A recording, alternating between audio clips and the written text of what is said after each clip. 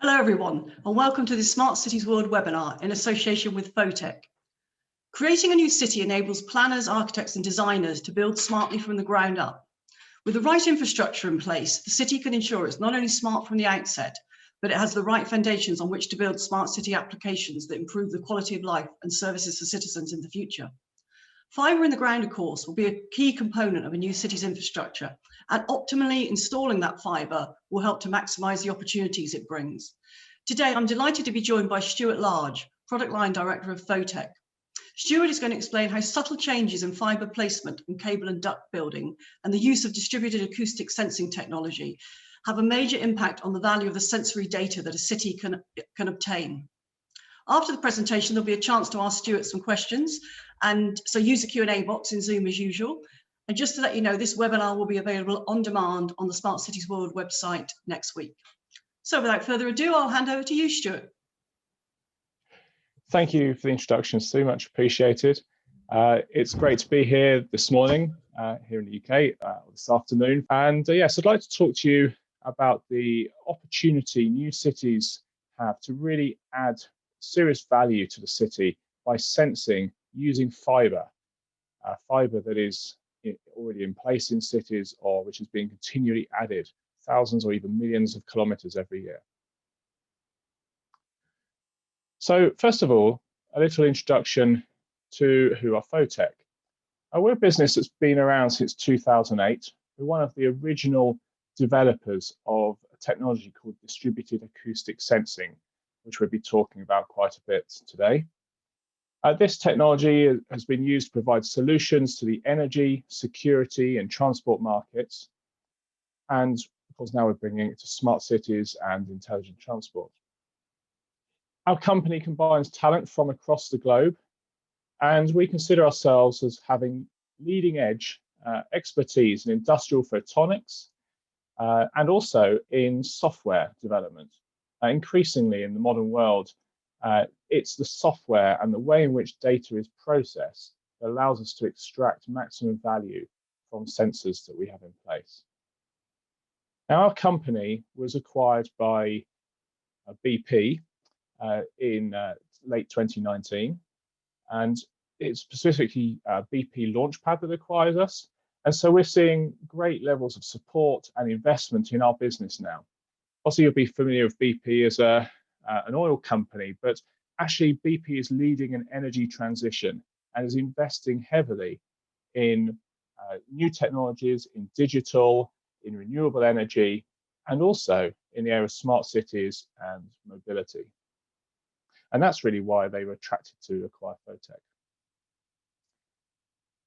So every city, new or old, has thousands, if not millions of kilometers of fibre in place, largely installed by the telecoms companies as a way of connecting people, businesses, sensors and machines. But Fotech is actually able to convert this fibre into millions of sensors in its own right that can detect what is happening in the environment around the fibre. And I'll show you how we do that shortly. The focus on this presentation, though, is to actually think about the fact that when we design a new city or when we're regenerating an area in an existing city, we have a unique opportunity. Now, the building designs or the city designs these days tend to perhaps think about a surface layer where people live and go about their business. Of course, we're connecting the buildings. There will be fibre that is laid alongside roads, under pavements.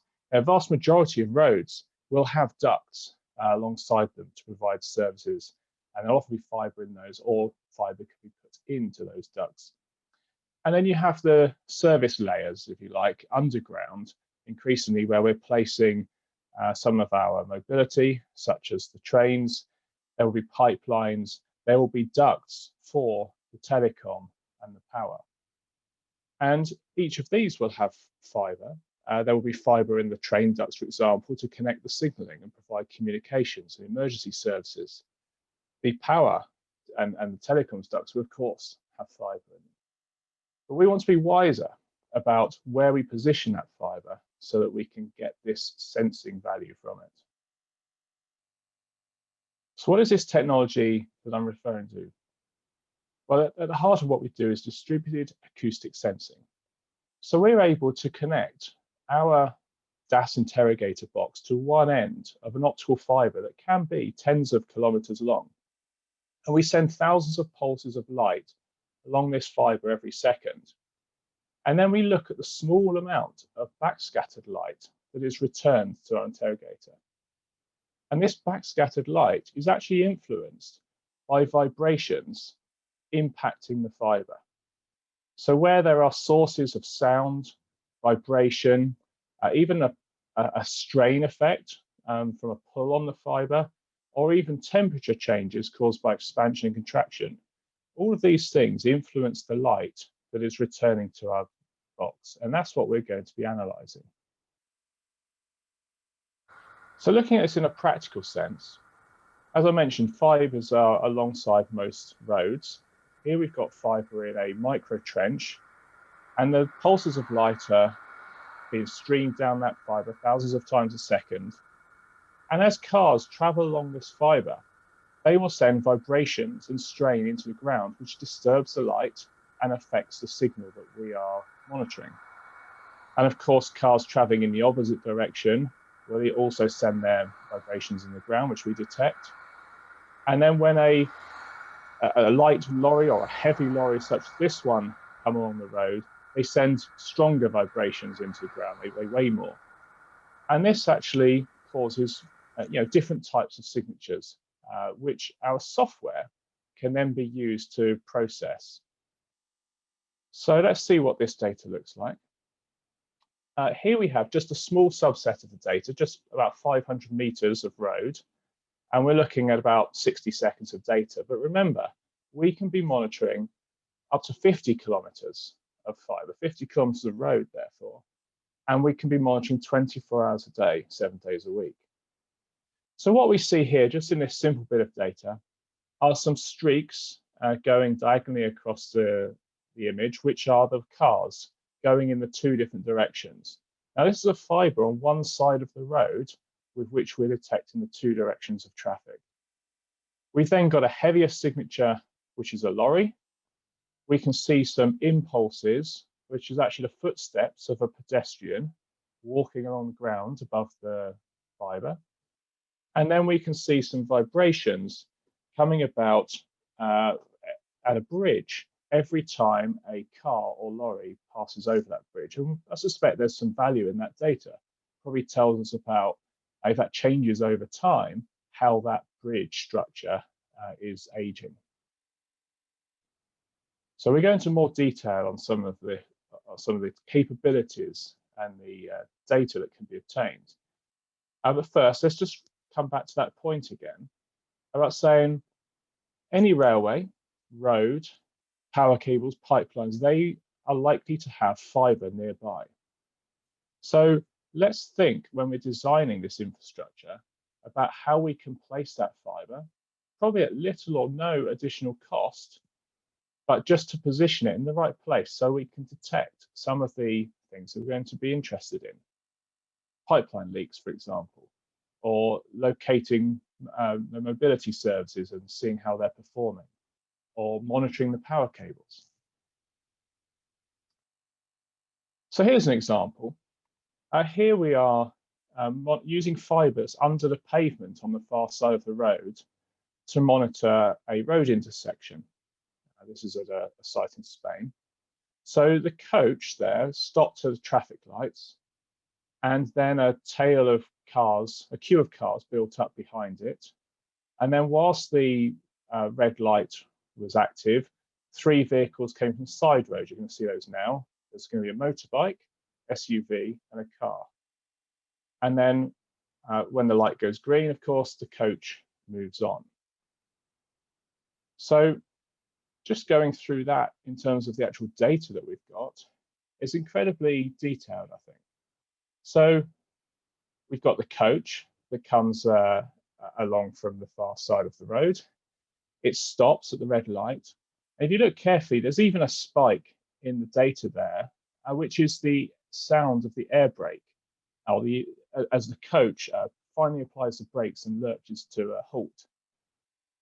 Then you have a queue of cars that forms behind. We can count every single car, 11 cars there that queue behind the coach.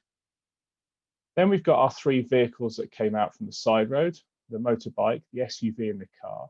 And you'll notice that they have different weights to their signature, if you like. The first one, the motorbike, is quite faint. Then we've got the heavier SUV and then the medium weight car. Then the light turns green, and then the coach accelerates away with the 11 cars that are in the queue behind it, pulling away in turn behind it. Meanwhile, as all this is going on, we're also able to pick out that there are a number of pedestrians walking through that town, going about their business, doing shopping or whatever they're up to. So incredible detail here. Now, that's very nice to look at, but actually let's think about how we can actually use that to make decisions and make a difference to the town or the city.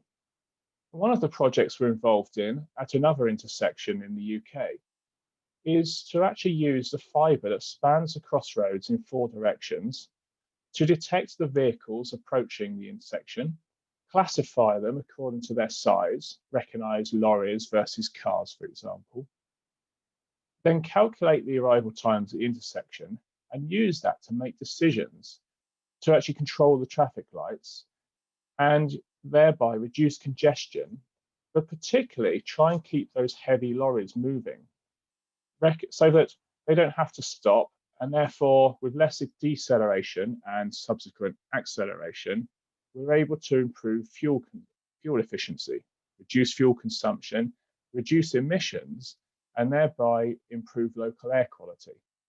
And we believe that some quite significant improvements can be made on roads by making the traffic flow more smoothly, keep it moving through intersections, perhaps use variable speed limits on congested roads so that you can improve fuel consumption and reduce emissions. So quite an interesting business case there, I think. I could just talk about roads for the whole webinar, but I'm not going to do that. But just to mention, there are many other use cases on the roads. Incident detection, picking out stopped vehicles. We've just done a test on the M3 in the UK, where we are looking to see how we can detect vehicles stopping on the all lanes running road. These vehicles can otherwise cause quite a hazard. And they need to be detected very quickly. You can detect geotechnical activity, so landslides, rockfalls, avalanches, those kind of things.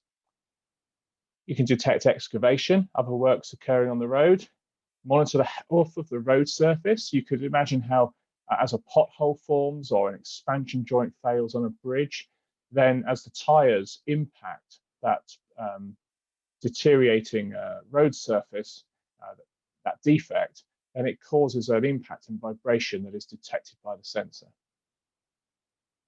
And I've already spoken there about environmental data. I suspect that the air quality and perhaps the noise pollution will often be interrelated as well.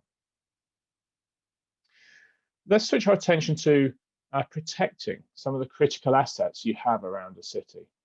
There are going to be pipelines, cables, and perimeters around key installations that need protection. And this technology has a role to play in each of these applications. But crucially, again, we need to be a bit tactical about where we place the fibre to make sure that we get the best detection possible. So pipeline monitoring, this is actually where this technology was found its first market. We have installed this across thousands of kilometers of pipelines. The Indian markets, the South American markets, for example, are very strong for us. And it started out with detecting what we call TPI events, third-party intrusion. So where it could be intentional, a criminal attempting to attack a pipeline, actually cause it harm. They may be trying to steal the oil that's flowing within it, or simply, in some cases, it is actually water. You can imagine in the Middle East, for example, where water is more scarce, and or it can be accidental damage. In the US, 12.5% of pipeline incidents are caused by excavators digging away, not knowing that there is a pipeline underneath the place where they're digging. So what we can do, of course, a pipeline could be hundreds of kilometers long, is we can position our system strategically end to end to monitor the entire pipeline length, and then we can network our sensors together so we have got the complete coverage that we need. So here's a simple example. We're monitoring one of the shorter pipelines we're monitoring actually in India is 72 kilometers long. But there's a high degree of activity. And in the space of 6 months, we actually detected and prevented 26 hot tapping attempts. And this picture here shows a typical scene where somebody has tried to dig a hole above the pipeline in the night. They waited for, there are line walkers that are active, but they just wait for the line walker to go past, and then they come out and they figure they've got an hour or two before the next line walker comes along, so they can start digging and try to get down to the pipeline. But of course, there's a fibre in there. The fibre was originally laid for the purposes of communicating along the pipeline, but it has now been repurposed, if you will, for sensing with our technology. So as the criminals come along, we first detect their footsteps, then we detect them digging in the ground with their spades, and within a matter of minutes, we have detected those events and raised alarms to the to the security team that needs to respond. That response could be either by simply sending people out in a jeep, or it could be more sophisticated. It could be an integration with a drone, so that a drone takes off and flies out there and gets eyes on the ground and sends back video streams. Or on a perimeter, it may be cameras. Nearest camera can be turned around and pointed at this location to capture some evidence. But it's all very fast response, very sensitive, very hard to evade. Now, if what we're trying to do on a pipeline is detect these third-party intrusion events, the fibre doesn't have to be too close to the pipeline necessarily. A few meters away is still okay. And that's typically the case when the fibre is installed, as was originally the case, just for communications, and it can be repurposed. However, what the pipeline operators have come to discover over time is that if the fibre is carefully positioned closer to the pipeline, maybe within half a meter, well, then we can also sense leaks from the pipeline. And in fact, we can do it very well. We can sense a leak within a few seconds, let's say 30 seconds, 60 seconds, and when just a few litres have escaped from the pipeline. That turns out to be an order of magnitude superior to existing pipeline leak technologies, such as a mass balance system or a computational model system. So now when new pipelines are built, the fibre is carefully selected and positioned close to the pipeline by more of the operators. Now in a city context, of course, there's a range of different pipelines. There's oil, of course, and oil products, fuel. There's natural gas, liquid natural gas, hydrogen as a new emerging fuel, and of course water and waste as well. So all of these pipelines are potentially worthy of monitoring. So here's a case for monitoring a pipeline in Turkey, which is actually providing aviation fuel to an airport. It runs alongside a busy road. So this was actually a great test. That we have all of the background noise from the passing traffic, and that would be those red streaks passing across the screen there. There is a quiet bit where the pipeline passes underneath a bridge where things are quiet, no road traffic there. Now, what we've done here is actually carried out, as part of proving this to the customer, carried out 45 individual leak tests, and we showed that across 9 random locations and a 34-kilometer length of pipeline, and putting leaks out of a hole just 1 millimeter in diameter, we were able to achieve 100% success rate of detecting and raising the alarm on these leaks. And there were no false alarms during the period of the test. Now, of course, you're asking, how did you get someone to allow a leak from their pipeline? Well, actually, we didn't have to do that, because what we have is a way of simulating the leak. We put this lance in the ground and we inject water into it close to the pipeline, and that allows us to put liquid into the ground in a similar way to how liquid would leak from a pipeline in real life, should the worst happen. And then we can show how we're able to detect that event. And crucially, the software is smart enough to ignore all of those background noises from the passing cars and actually pick out the unique signature of the leaking product. So all of the events that are detected are then passed through our alarm system, and you can see how events are escalated through a green to an amber to a red level alert, in which case different actions may take place. And of course, this alarm system can be integrated into existing platforms. In the case of pipeline, it could be a SCADA system, or in security applications, it might be something like a Genetec security system. Another application is detecting failures of power cables. Of course, in a city, many of these cables are underground, and should there be a failure, it's actually quite a hazardous job to go out and try and find where the faults occurred on the cable.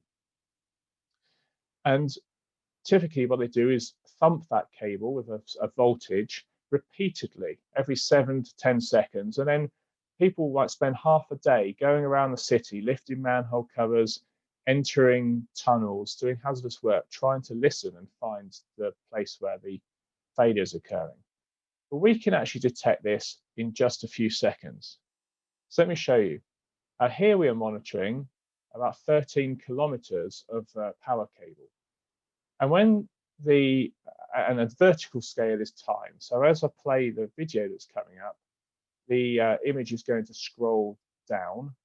And what will happen is a voltage will be applied, and you will see quite a dramatic signature appear on the screen. It'll be a V shape.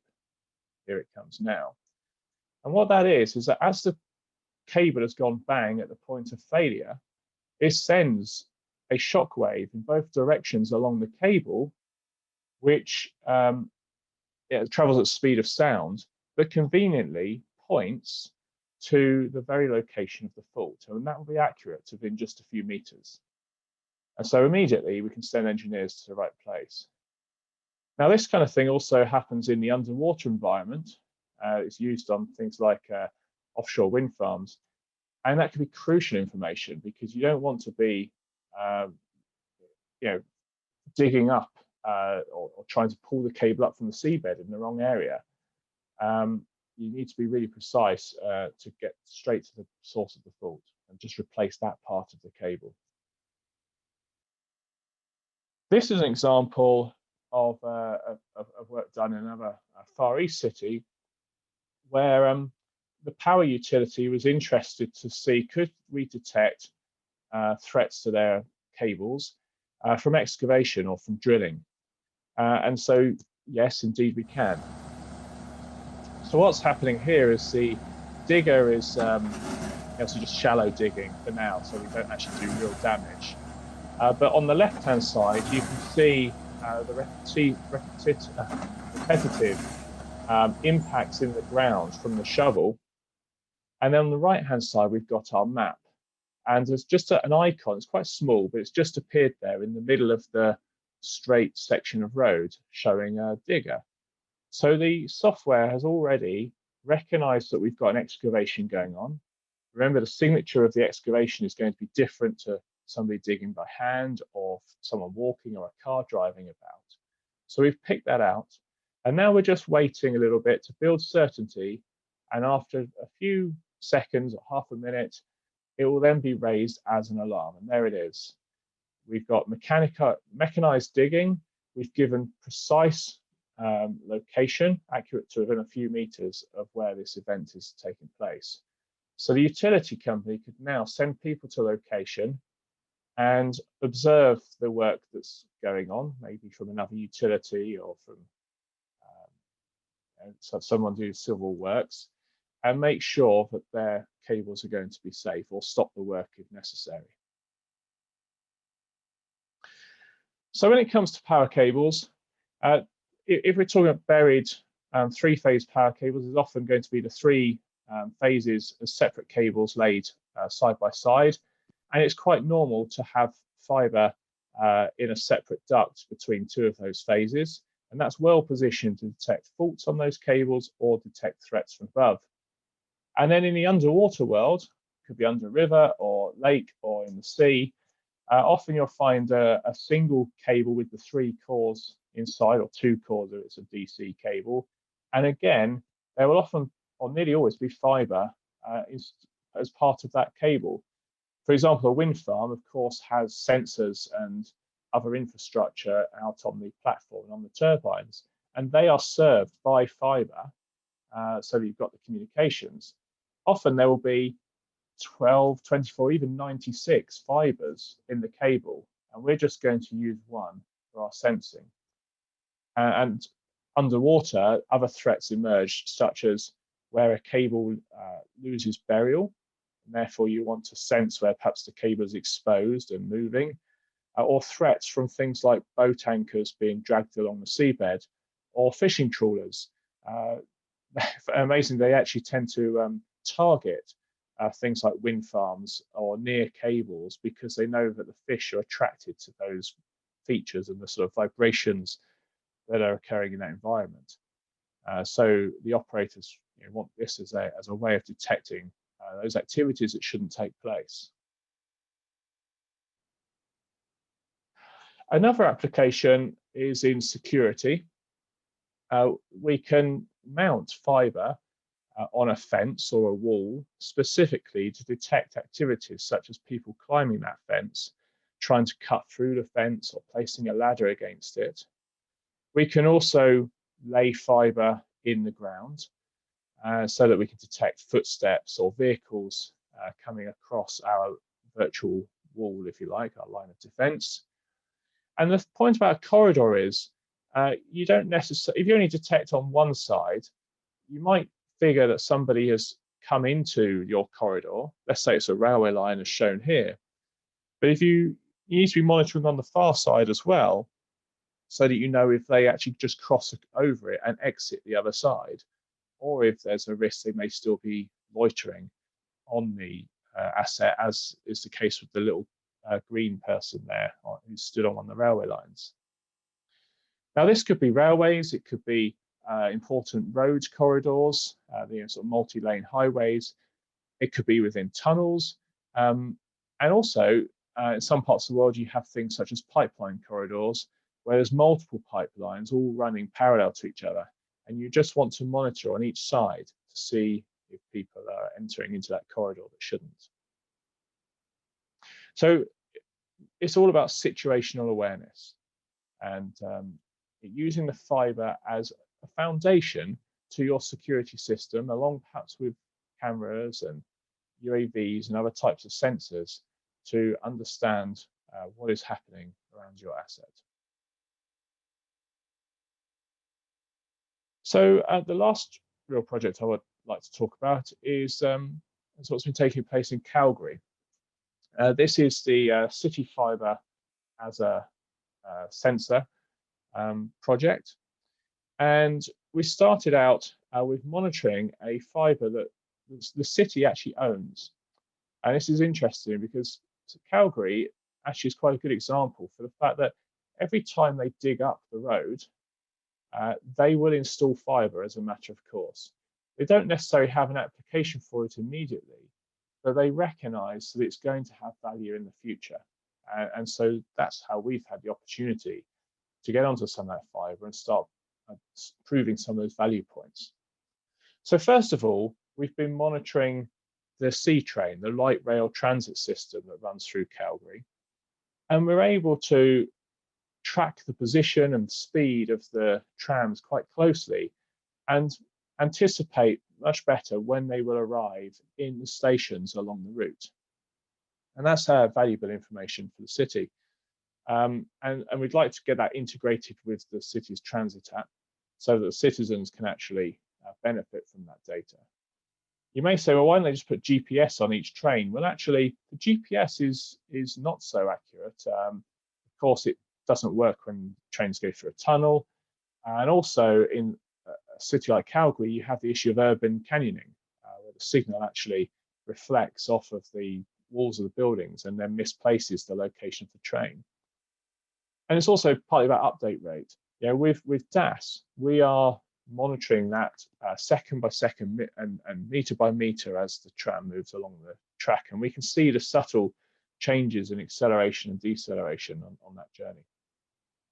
Now, an application that we think is going to be very valuable here is in detecting freight trains which pass through Calgary with some regularity, detect them approaching level crossings, and also to see not only where the front of the train is and when the level crossing is likely to become shut, but also to see where the back of the train is and therefore predict how long the level crossing is going to be shut for.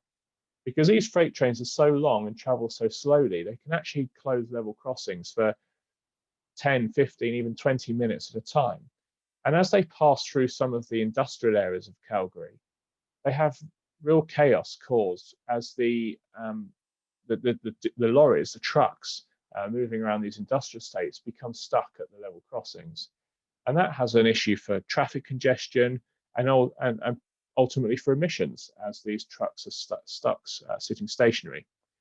With this data to hand, the trucks could be told to take a different route, maybe using one of the bridges or tunnels rather than the level crossing, or they could just simply stay where they are at the distribution centre, wait there for another 15 minutes until they can be informed the level crossing will be open, and then start their journey.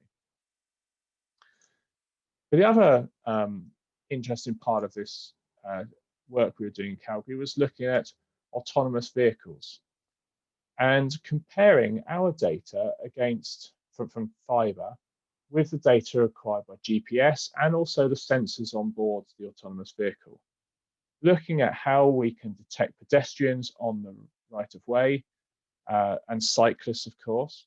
There's also a bit of work done with experimental fibres.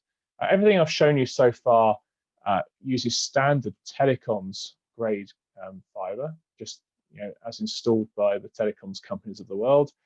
But actually, there is some stuff you can do with specially enhanced fibres that increases sensitivity. So the route of the autonomous vehicle, which is about 1 kilometre long, joined the Science Centre with Calgary Zoo and the C train station that's nearby. And fibre was put in with a micro trench. You can see the machine there in the picture. The autonomous vehicle is in the image at the top. It's a 12-person vehicle, and it drives following this route. And we showed how we could track that autonomous vehicle precisely. And this caused a really nice splash in Canada, as it was shown at the Science Centre on a big screen there, and people were able to get a sense of what this technology could do. But it has some practical purposes, of course, as we would expect. And we're able to identify some of the benefits of this technology. One of the things is we currently rely with autonomous vehicles on their onboard sensors to sort of tell you where they are going and assure you that the road ahead is clear and safe to proceed. But of course, those sensors are largely line of sight, and therefore can't see around buildings or over the brow of a hill, for example. Whereas with DAS, we can do that because the fibre will turn the corner and it will sense things that are coming from those side roads or over the brow of the next hill. And in fact, the fibre, given that we can monitor over tens of kilometres, can actually look a long way down the road. And as we look at projects such as the platooning of trucks, traveling on a highway. This has been experimented with in the US, for example. Well, we think that the value of the DAS data to be able to tell you what is happening several kilometers ahead down the road would be very valuable to allow the trucks to be driven at the optimal speed for efficiency, to be driven safely. But also there's the aspect of an independent audit of the autonomous vehicle journey. So not just to trust the sensors on board, but also an external sensing and measurement to confirm that everything is taking place safely. So I've given you just a few examples. Hopefully you're getting a sense now that there's a lot of wealth in this data and many applications. We're still discovering some of those now. And I'm sure there'll be more that are revealed. But it's important you understand this is an established technology in the sense that we are already monitoring thousands of kilometers of assets around the world. We are in the Far East, India, Middle East, Europe, and North and South America with this technology. We've accumulated millions of hours of operational expertise. But I emphasize that it's not just about the sensor, it's also about the software. And we've invested a good few, well, we estimated a few hundred person years of software development time to get to where we are today. And now, of course, we're keeping with the times. We are using machine learning increasingly and AI technology in order to keep extracting more from that data. And so we identify use cases in protection of assets, such as pipelines, cables, and perimeters. We can detect incidents on the roads and on the railways. We can detect seismic activity. We can detect threats such as digging, excavation, and tunneling. We can monitor the health of assets. And I've not even talked yet about structural monitoring, for example. So being able to look at the structure of things like dams and bridges, as well as the railway lines and the roads, and then to monitor traffic and improve efficiencies there, and to look at environmental data that helps improve air quality, reduce noise pollution, and improve fuel consumption. So just a couple more slides. This one is just to say that, look, fibre costs are falling actually. So, and the choice available has increased. So we now see not only your traditional ducts and trenches as a way of installing fibre, but we see micro trenches, even nano trenches, with which you can install several kilometres per day at a comparatively low cost. And you can be more precise in how you position that relative to the road or the railway line that you're going to monitor. And we're even seeing surface bonded fibre, which is quite interesting. So my final message is, as we think about putting fibre into cities, it has to happen. You need to communicate and connect people. But actually, let's design it with intent and think about where we position that fibre for sensing, so that you get the data that informs, drives decisions. And as we look at what is a smart city, a number of components there covering infrastructure and transport, utilities and buildings. And actually, we think that DAS data can apply to 6 out of those 7 areas. And the results of using this correctly is that we can inform and provide insights that allow us to take measures that help prevent crime, reduce energy consumption, bring about a cleaner environment, prevent accidents, allow people to move around more efficiently with their mobility, and ultimately bring about a happier population. So with that, I say thank you very much, and I would like to invite questions. Thank you, Stuart. That was great. And yes, you better be ready for the questions because they really have been flooding in. I think they're going to want to bleed you dry about this technology. But yes, just to start, one from Konstantinos. If the fibre is used for telecoms, how can we ensure that the DAS signals don't interfere with that, and I guess interfere with the connectivity? Yes, that's a good question. So two things. First of all, at the moment, in a number of applications, we actually use a dark fibre. So a fibre cable will have multiple cores in it, and you can use one fibre for sensing, and it will have no interference effect with the traffic in any of the other fibres. So that's a start, and that's adequate for most applications. However, we do recognise that some fibres or fibre cables are actually fully occupied. There's traffic in every fibre. They're all lit, in other words. And so we do actually have it in mind very shortly to develop the means to actually operate DAS on a lit communicating fibre. We've looked at the feasibility of that.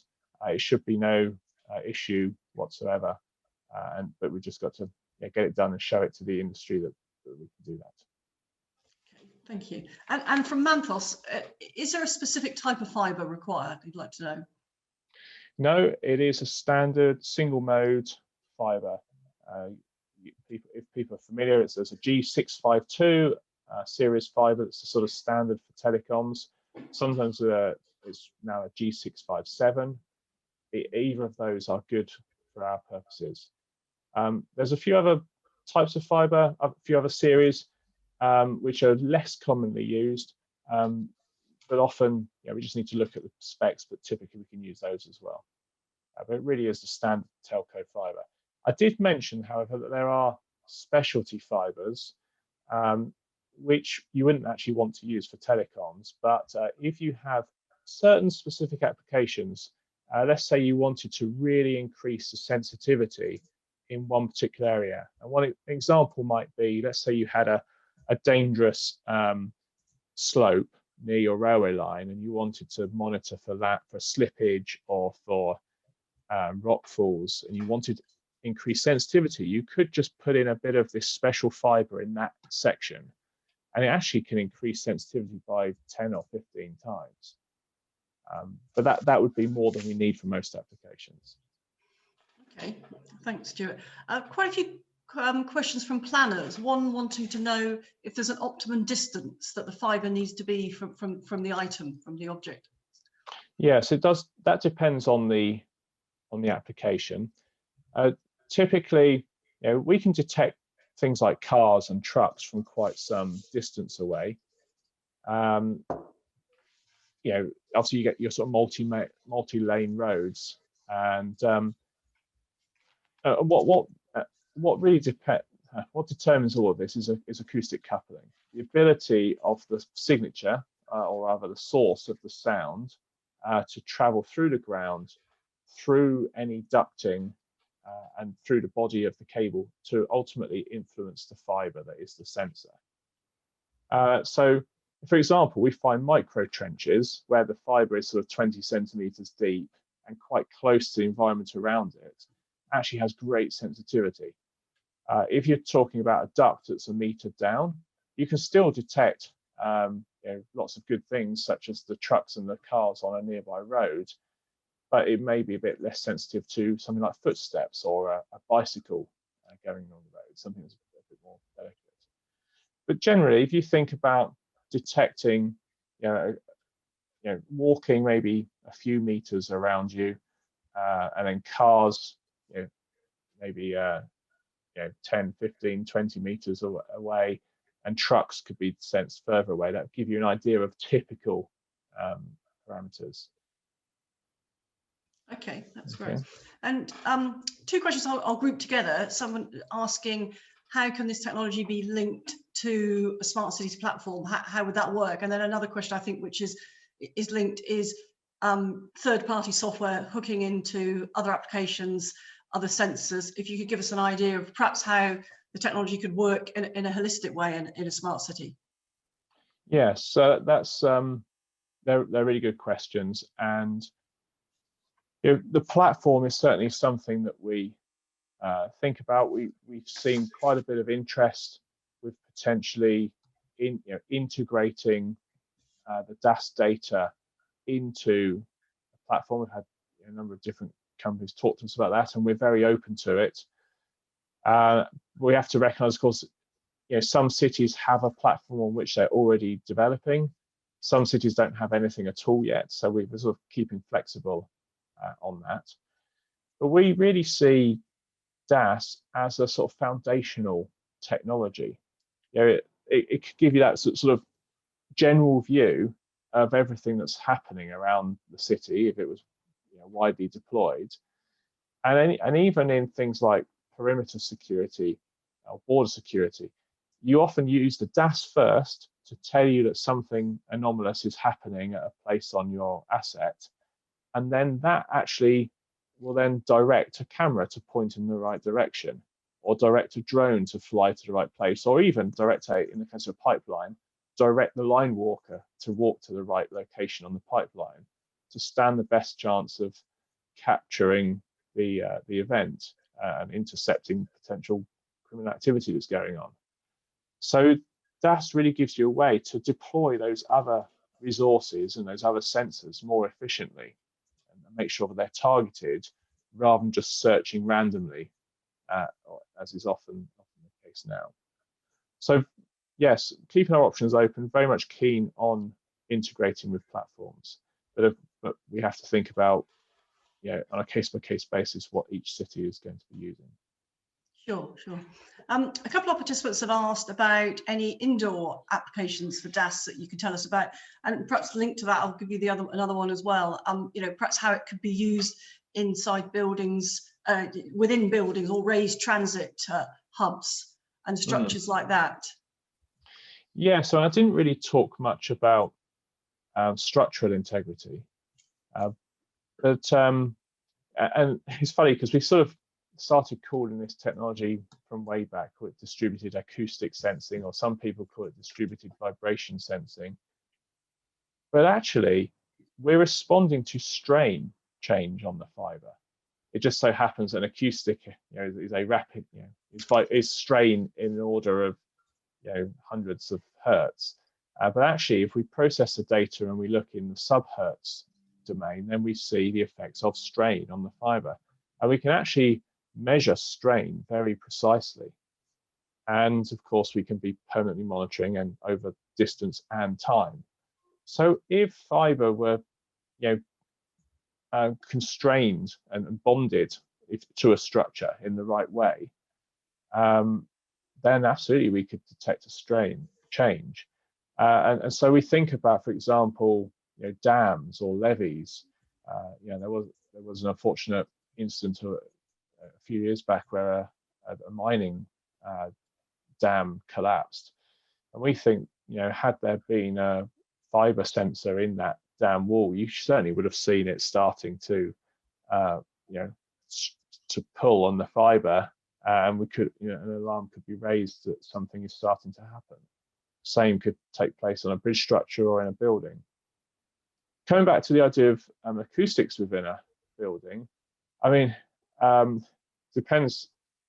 Obviously, we tend to think of deploying this technology over a scale of kilometers or even tens of kilometers. But actually, a building is quite complex, so you could have still a few kilometers of fiber within a large building. We did have one project some years back where we actually installed fiber, you know, in a pattern around the floor of buildings, and could actually then sense people walking about, which, you know, you could use that from a security point of view to see if people are in parts of the building where they shouldn't be, if that's a concern in a specific case.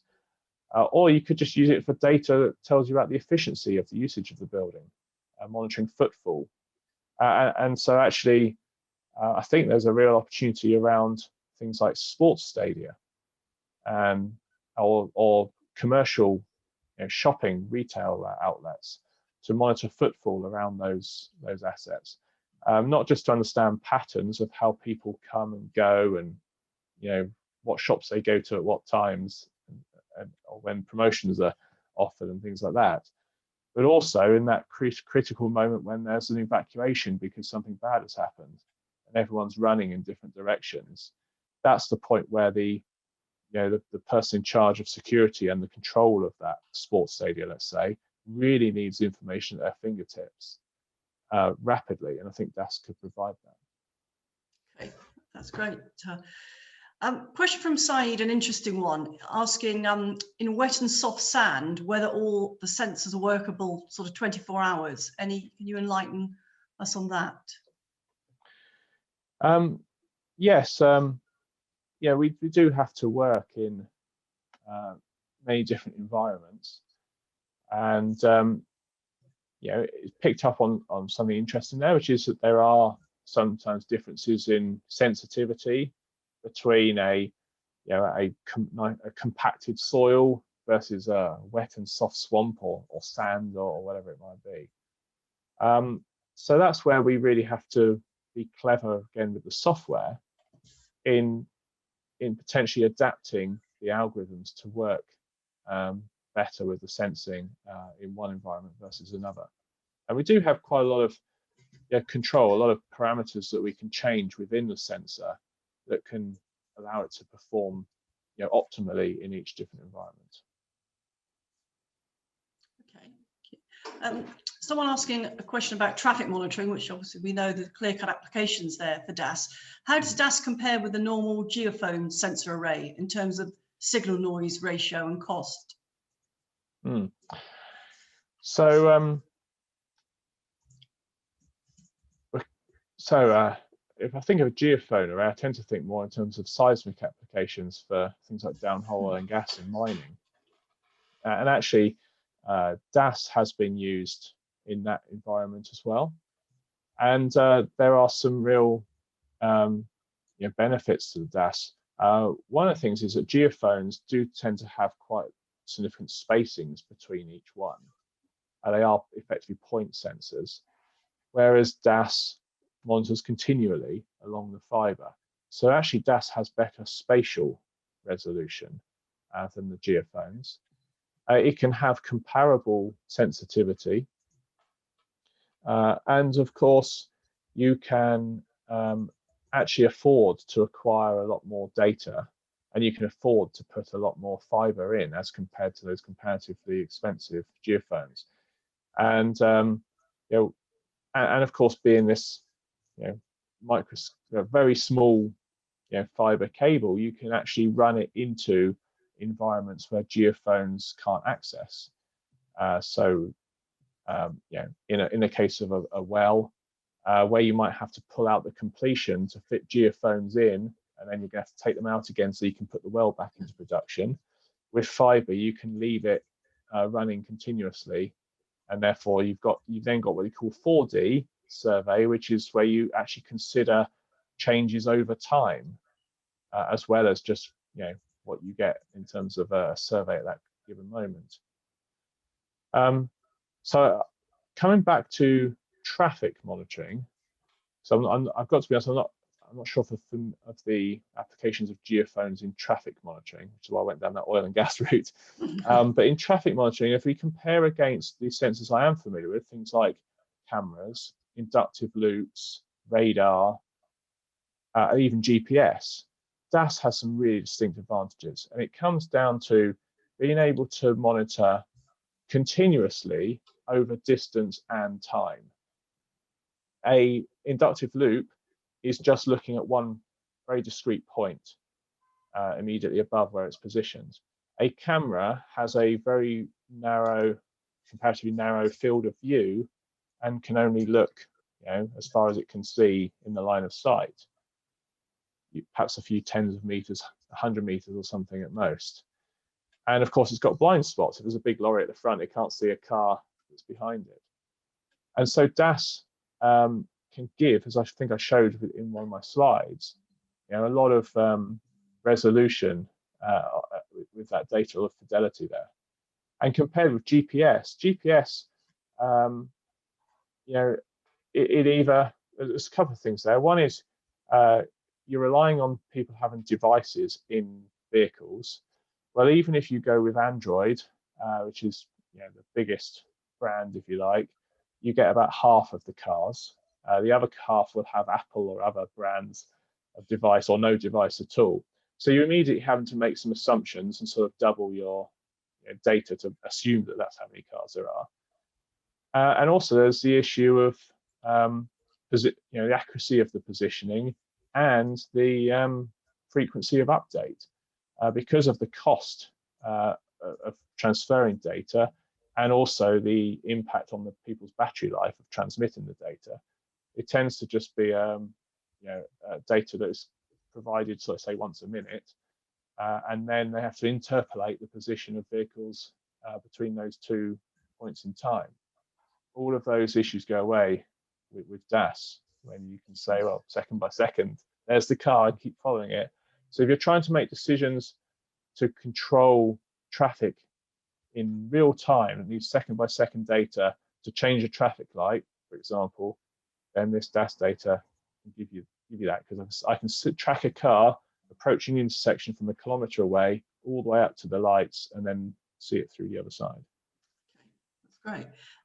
We've got about 4 minutes left, but we'll try and get a couple more in. Another question from a planner. Obviously, we know the fibre is the sensor in this case. They're asking about portability of the technology. I guess perhaps meaning of the aggregator. Is there something you can tell us a little bit about that? How, I guess, if priorities move and you want to move that technology, the aggregator technology, how easy is it to do that? Yes, that can be moved. Obviously, there are some installations will be thought of as permanent, in that you're going to put a system in a cabinet and monitor that section of road or railway for years to come. But actually, we do also have a mobile solution for people that maybe know that they've got a fault in their power cable and they want us to locate it for them. So we can come along with a mobile system, connect for a few hours or minutes even, and they apply the voltage to the cable, and we go bang, yes, there's the signature that points to your fault, and it's this far down the fibre. Or one of the things that's of interest to some of the telcos is our ability to map out a fibre route. So we can connect to one end of the fibre, and then we send someone to follow the route of the fibre, tapping on the ground as they go. And if their signature disappears, we can say, okay, try a different way, and then before long you realize that the fibre doesn't follow the same route as on the map. It actually goes off a different way. And that's actually quite common, because sometimes the maps aren't updated when new sections of fibre are added in. Right. And so that's actually quite valuable. Or another thing could be if there's a leak in the duct when you're trying to blow in new fibre, you can potentially use this to locate where that leak is and get the duct repaired in the right place quite efficiently. Great, that's great. Data privacy, we can't let you go without a question on that. Obviously it's a big issue in all smart city applications. What's the position of DAS from that point of view? Yeah, I think it's actually a real positive for us. A lot of technologies are, cameras are always going to capture faces and number plates. You might scramble the data, but it's captured. At the end of the day, a camera is looking at you. DAS is inherently anonymous. Although we will detect people walking and cars moving about, there's no way we're going to capture a face or a number plate or any such identifier. So you get the benefit of knowing, there's people in this location and they're walking in this direction, but you don't have to worry about the fact you've caught a picture of their face. That's great. Well, afraid we're out of time. There are some questions we've perhaps not got to. We'll try and answer those perhaps as a follow-up, but just want to thank you very much, Stuart, for that. I think we know it's a very interesting emerging technology, and the more conversations we have about it, the more applications are going to surface. So thank you very much for that. Thank you everybody for joining us. This webinar will be available on demand on smartcitiesworld.net next week. Goodbye for now. Have a good day, everybody, and we look forward to welcoming you again soon. Bye-bye. Thank you very much. Bye-bye.